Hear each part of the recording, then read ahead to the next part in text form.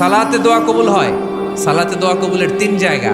একটা হচ্ছে তাকবীরে তাহরিমার পরে আমরা সানা পড়ি না, আমরা তো একটা পড়ি। আল্লাহর হাবিব সুন্নাহ এবং নফল নামাজে আরো পড়তেন সানা, ওই দোয়া কবুল হয়। দুই নম্বর জায়গা সালাতে সেজদায় পড়ে দোয়া করলে কবুল হয়। আকরাবু মা ইয়াকুনুল আবদু মির রাব্বিহি ওয়া হুয়া সাজিদ ফাকসিরু ফীহি দুআ। বান্দা যখন সেজদায় লুটিয়ে পড়ে, বান্দা আল্লাহর সবচেয়ে কাছে চলে যায়। তা কিন্তু বিশ্বনবী বলে, সেজদাটা তোমার রবের কুদরতি পায়ের উপরে পড়েছে।